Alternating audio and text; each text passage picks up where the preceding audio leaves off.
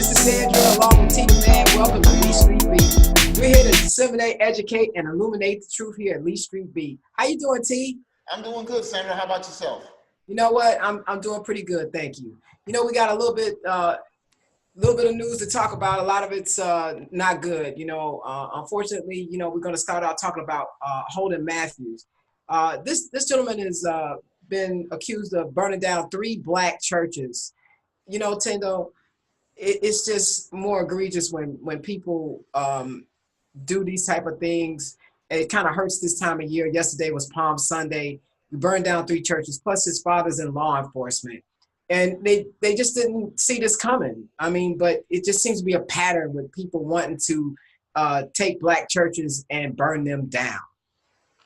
Well, this has always happened throughout history because black churches has been the anchor of the so-called community. And now, and symbolically, is that they can't burn a cross in the front yard, so they burn the church. So that's what this is all about. This is white nationalism, just racism. And the fact that his father's in law enforcement knew that his son had this proclivity for this kind of behavior. I'm not saying that he endorsed it, but he has some kind of inkling of what his son was doing. But then again, his son was, how old was he, 19? 19. Yeah. So, they go through little changes and stuff, and they're very impressionable. They get out there on these websites, and they think that they're right and that they're doing something, and they feel that they have some kind of following, that they're gonna follow them. But it's a horrible agenda. He's gonna. And I'm not gonna lie, I don't know what the laws are in terms of how much time he could get, but you know what? You burned down 3 churches within like 10 days.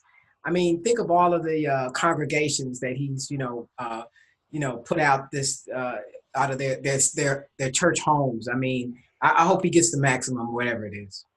Yeah, well, I don't know what the maximum is going to be. He's going to use his white privilege defense, so you can count on that.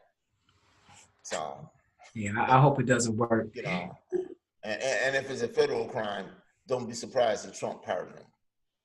Oh goodness, yeah, I would not be surprised, unfortunately.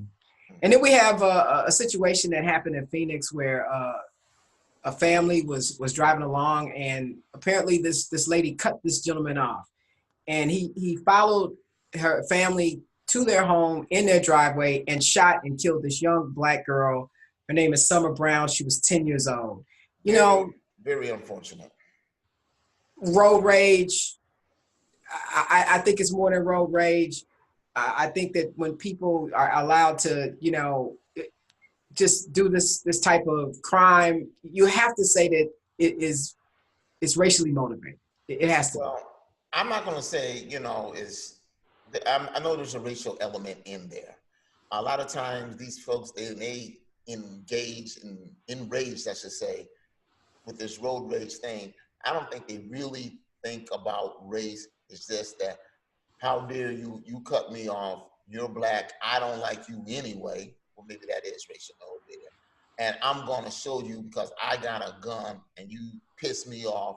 And then I think after he fires the shot, then he realizes that's something I shouldn't have done. Yeah. So, but there's a car full of, she had her family in there. It wasn't just her daughter. She had. He looked, he knows in there, he knows it's a car full of women and children, and he figured that they wouldn't fight back. Now, if the husband or the boyfriend would have got out with his gun and started shooting them, he might have had a different thought about it. You know what? I don't think that there's ever been a time. I've been driving for a long time, and occasionally we do cut people off, but there's never been a time that I've done it intentionally. I'm just, so. I was driving down the highway the other day, and it's 2 lanes going onto the highway and it merged to 1 lane. And because I sped up and got in front of this fool, he's gonna lay on his horn and honk at me. For what? I have to merge into the lane. You behind me. So what? And once you got on the highway, go to the left, stay behind me, whatever it is you're gonna do. But no, he want to go there and he want to, you know, he's going to go there, give me the finger. He's cussing me out. I guess apparently he don't know that I can't really hear him. And furthermore, I didn't care what he said. Now, he had an opportunity to follow me home, and I guarantee you it would have been a different outcome than he expected. I'm just going to leave it at that. Yeah, but you know what? We just got to be better with each other. You know, we all have to share the road, you know? Right. So it's really sad that it happens, you know, especially these young people. They sit there, they react. They don't give it no thought of consequences. They get a gun and they feel that they're superior. And they're always gonna feel that way if you're unarmed and they're armed. So, and that's the thing about it. And I always say that the problem of having guns is not the real problem. The problem is that you have a gun and you take it outside your home.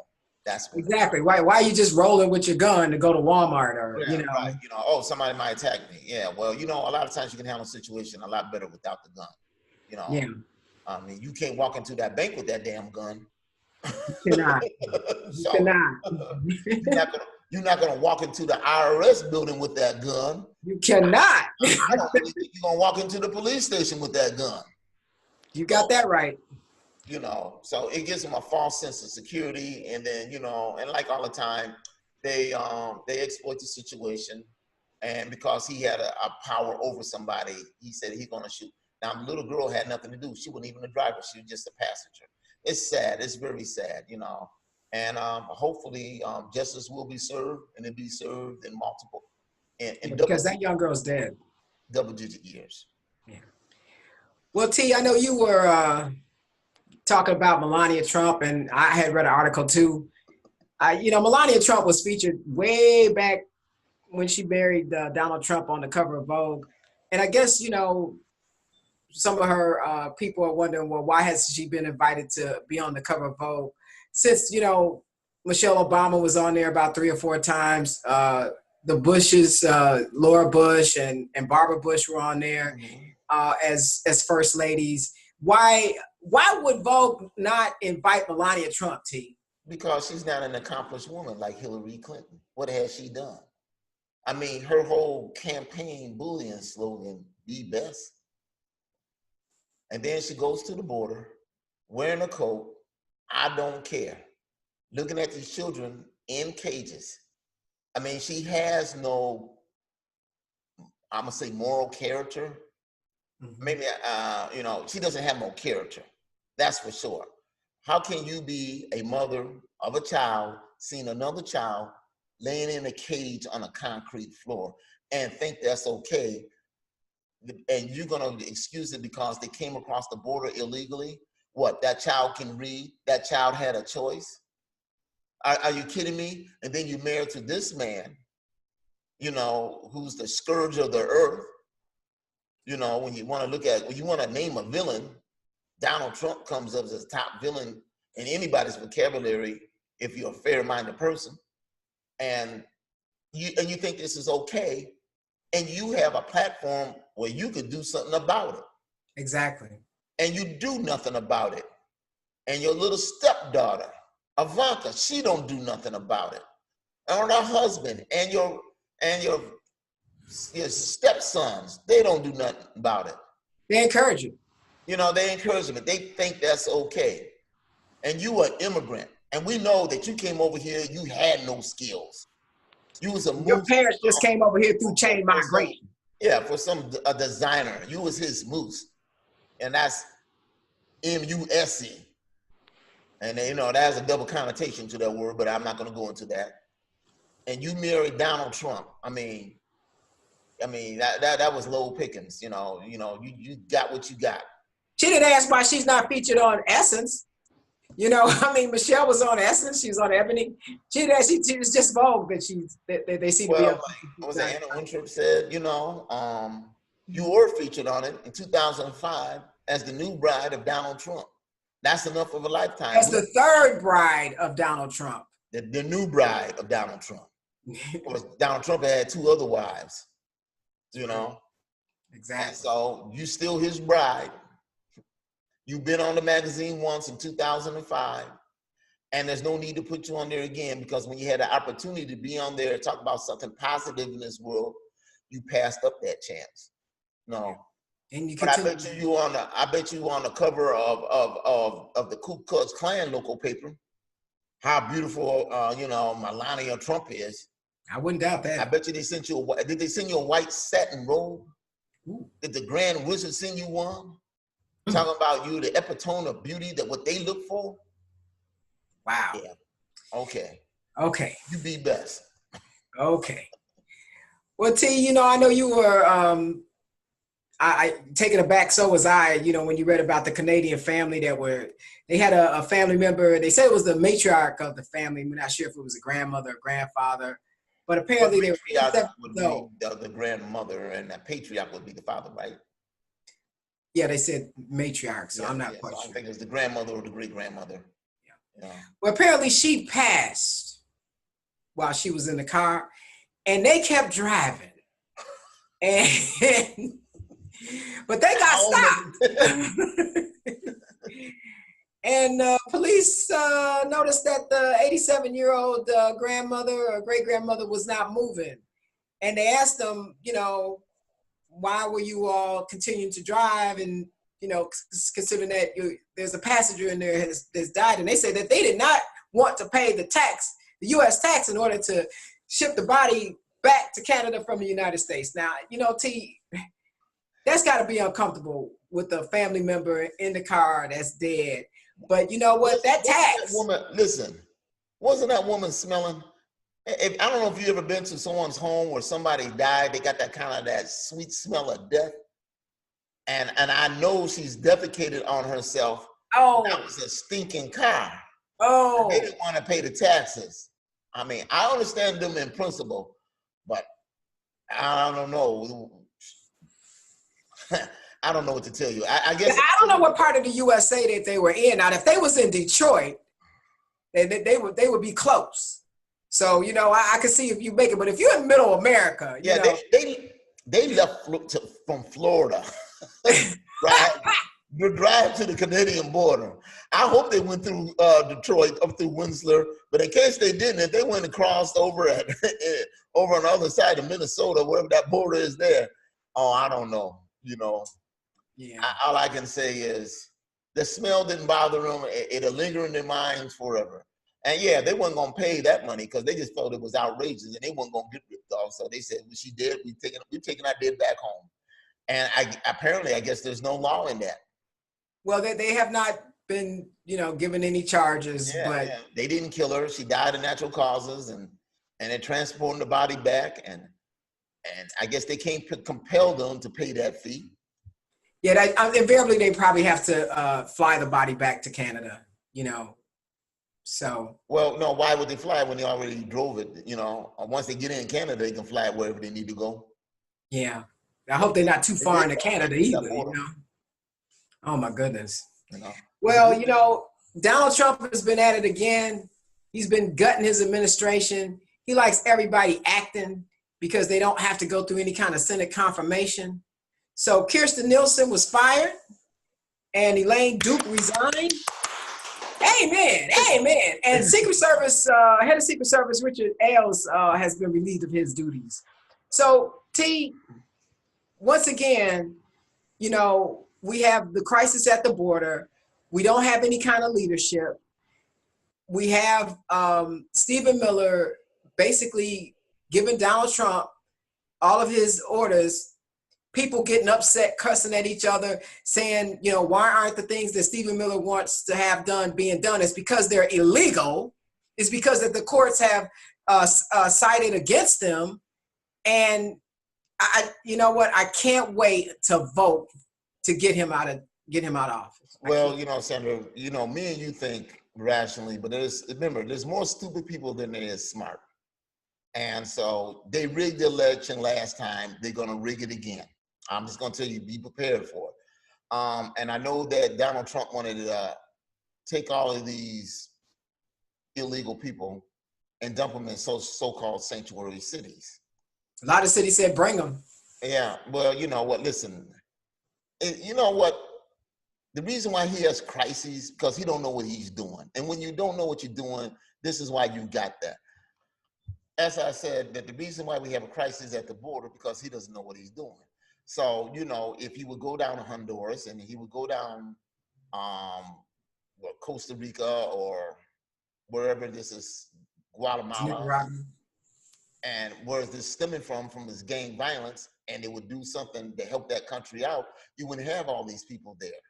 But what he's done is he's taken the money away that we were sending there to support them. That he slashed that money that we were using to try to help these people in this crisis. And then you got Fox News on the bottom putting, you know, Trump slashes money for 3 Mexican countries. 3 Mexican countries? I mean, there's only one Mexican country. But Sandra, listen, these people at Fox News, remember, they got the degree from Trump University. So it's a whole different world there. You know, in Trump University, if you take but the editors, the people who write this, don't they know that there's no such thing as 3 Mexican countries? Apparently they don't. And the people that listen to them tune in every day think there's 3 Mexican countries too. Mexico, Guatemala, Honduras, Costa Rica, those are all Mexican countries. Now that's news to the people of the United States who actually are literate, and it's news to the people of Mexico who knows there ain't but one Mexico. And just to give them a little heads up, Mexico is divided into states just like the United States. So they might have the state of Sinaloa, you know, or Chacamao or whatever it is, you know, so they're not countries, you know, there's only one Mexican country, and that's Mexico. Listen, the problem is at the border, there's gangs down there, there's violence. These people are fleeing, going 1,000 miles to get away, and coming up here and to be treated inhumane is because as bad as it is, they want to have their child to have a chance at life. That's what it is. And that should be enough for you to propel, say, we need to go down there and stop this violence and drug or whatever is causing it and try to eradicate it as best we can, or so these people can go back there. You know, it's an easy fix and solution, but you know, Donald Trump doesn't want to do that because he's a cruel master. He believes in making cruelty for young children and anybody that doesn't look like him. So that's the sad thing about it. But I just say like this, when you dump these people in sanctuary cities, if you have any property in that state, like a winery or a golf course, especially like New York City, I would take them up to the Trump Hotel. I would have them use eminent domain, take that Trump Hotel and Trump Tower and tell them run free. And you go, you know what? The one that got the biggest family get his penthouse. Wow. That's what I would do. And then see how he like it. Well, you know, the fact of the matter is that, you know, he brought this up and he brings it up as retribution towards the Democrats. You know, he feels like Nancy Pelosi, you know, by take these immigrants and, you know, put them in her neighborhood that, you know, that he's getting back. You know, we've never had a president who outwardly just speaks to us and tries to implement policy by just being mean and cruel to the people who disagree with them. I mean, you just can't wrap your head around it. That never knew that didn't act presidential. That's the problem. He doesn't act presidential, you know, so you can expect that. You know, I mean, you're looking at common logic and trying to wrap your head around this and how does this happen and his thought process. Think of all the evil stuff you can do, and he exercises. That's the way he goes. That's the way he leans. He leans through evil stuff. And, you know, when we were little kids and we saw people like that, we just like take their ball and throw it and told them, you can't play with us. Yeah. And so I mean, and he got rid of Kristen Nielsen because she wasn't cruel enough. I mean, she was implementing his horrible policies, but he wanted them to go further.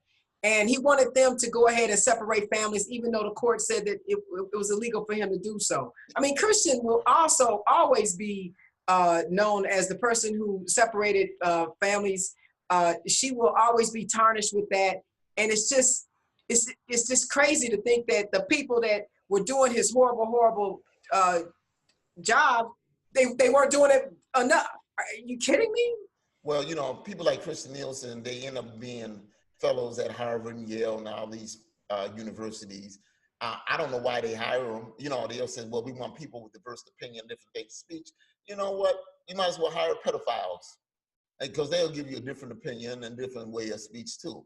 You know, you got to draw the line. Somebody like Kristen Nielsen should stay unemployed for at least 3 years for the crimes that she did. Her, Donald Trump, All of Stephen them should be Miller, up for crimes of humanity. they should be more be tried for crimes against humanity. They really should be up for crimes against humanity. That's why he don't want the UN, because he's going to get chastised. And you think these other people, only people he embraces are other dictators like Putin and Erdogan of Turkey, any other, what's this guy? I can't even think his name. But you know, if you're a dictator and you're cruel to your people, you know, you're Kim Jong-un? Like Little Kim, you know, North Korea. Little Kim now. Little Kim. I should call him Big Kim, right? Is that Little Kim, Big Kim, you know? But you know what? I'm excited because I was able to listen to Cory Booker in New Jersey. He was in New Jersey on Saturday. He had a great speech. Pete Buttigieg had a great speech in a luncheon yesterday. The Democrats, although the field might be very large, I mean, there is not one Democrat out there that's not better than Donald Trump. I know, that's the problem. They're all better than Donald Trump, but we want the best of the best that's going to win. And we need somebody who's going to win. Pete Buttigieg, he's a contender. He's a contender. Kamala Harris is a contender. Bernie Sanders is a contender. Now, Joe Biden wants to get into the pool, but Joe, you're the last man in. You know, you got a little baggage and carrying stuff on there.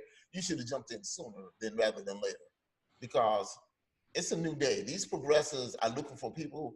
They're not trying to go back to the old way of things and says, you know, we're going to go back to civility, just forget it, bygones and bygones. No, you know, you're going to have to answer for your crimes. And so, yeah, and he did have some controversy there for about a week and a half. All we could hear about was how women felt that he made them uncomfortable because, you know, he lingered too long by holding their hand. He hugged them too much. He put his hands on their shoulders. He rubbed noses with them like they were Eskimos. I'm not saying that these things don't make people uncomfortable, but it happened 5 years ago. And this is unlike, you know, situations that we talk about with sexual abuse. None of these allegations against Uncle Joe were of a sexual nature, but it just seemed kind of out of the blue that all of a sudden they all came out and started talking about how they felt uncomfortable, trying to really make something out of nothing. I mean, to a certain extent, I get that you were uncomfortable, but why are you bringing that up now? And, you know, these, you know, 2 or 3 women came out of the woodwork, and he did it to men as well. I mean, you know, guys will say, you know, that you know, Uncle Joe did that. He's from an old era, bygone, you know, and I guess he didn't mean anything by it, but you know, Joe, he didn't keep up with the times.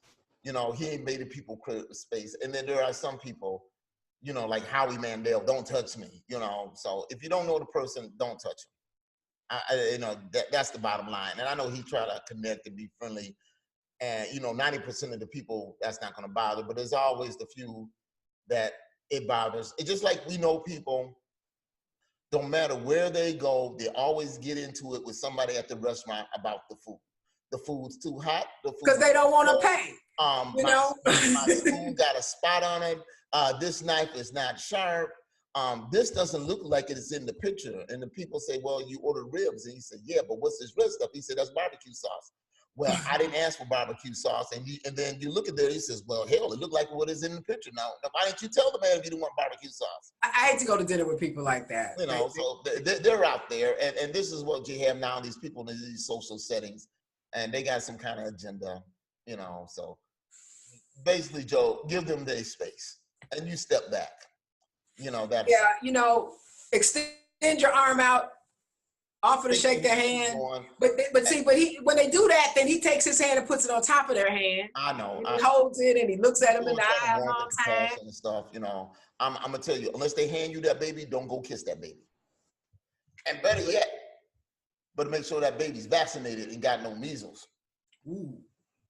That's a whole nother subject. Well, we'll have to talk about that one We'll day. talk about that again, and if there's a lot of people who out there are anti-vaccine. I'm just going to say just for a minute, if your child hasn't been vaccinated and you feel that you don't want to vaccinate your child, now when your child comes across with somebody that actually has measles, now your child is sick, and then you're going to be out there talking about pray for your child, Lord, and when you could have probably prevented some of this. And I'm not saying the vaccine is an end-all cure-all, but for 95% of the people, kids, it works. Yeah. There's always going to be the percentage that don't. And, you can't listen to Jenny McCarthy thinking that she's the expert on vaccination. Well, another thing too, I mean, when you don't vaccinate your child, you really put other children, at risk, right, because your child is not vaccinated. And so it's a tough subject. A lot of parents who, feel like there's autism that, their child may have had because they had a lot of vaccinations. It's a tough subject, but I know one thing, we got vaccinated. Yeah. And yeah, I had the measles, I had the chicken pox, and I had the mumps. But I'm assuming that I didn't have it to the severity that I would have had it had I not been vaccinated. And you know what? I just think that, for the most part, if I know I had the chicken pox. Good, I don't know if I ain't never had the measles or the mumps. I know I had the chicken pox. And I know I got vaccinated. Yeah, I had the chicken pox in Enterprise, Alabama. Got vaccinated. I got it from my brother. So yeah, and I believe when we were growing up, it wasn't you couldn't say that you didn't want your child vaccinated. They say if you want your child in school, you got to get vaccinated. That was it. Yeah, and I even think, especially because in the Catholic schools, I think they vaccinated you at the church. In the church basement. Yeah, you'd be surprised. Yeah, I mean, but yeah, you definitely had to come in there with those papers, to make sure that your child was vaccinated before you could enroll in school. Right, and had to take a physical, 3rd grade, kindergarten, 3rd grade, 6th grade, high school. High school, yeah. So yeah, and they had all vaccinations and shots had to be up to date. Absolutely. So I know you probably don't keep up with it, but Dwayne Wade retired from the NBA. Yeah, I do keep up with it a little bit, T, because I keep up with his wife. They did a nice Budweiser did a nice tribute to him, because he's exchanged his jersey, and these people, he helped this young lady. She paid for a way to go to college, and she gave him her cap and gown. Another young man, he helped him, inspired him, and he gave him a suit with writing on it. Wow. His mother came out there because I guess he bought a church for the mother and gave him a choir robe. Wow. For exchange, and they, what? I met Dwayne Wade. We actually did an interview with him. And, you see a lot of athletes, or at least I saw a lot of athletes. Some of them are standoffish, but I can truly say that he was a very nice, made you feel at home. He was down to earth. Even though, he was a superstar. It wasn't like, he said like, hey, come on there. What do you want to do? Like that. Like, people like that you want to work with. And I wish him the best of luck in his retirement. Yeah, I do too.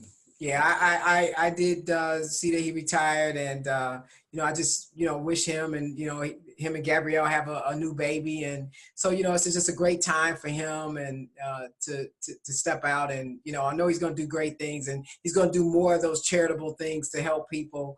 That's just his nature. That's just the way he is. Another thing too, speaking of Dwayne Wade, it was a little bit controversial, but his son went to the gay pride. The youngest one, Zion. Yeah, the youngest one. Yeah, I think he's about maybe 10 or 11 years old. You know what? There were some people, kind of clapping back on that. But you know what? I'm glad that he's supporting his son.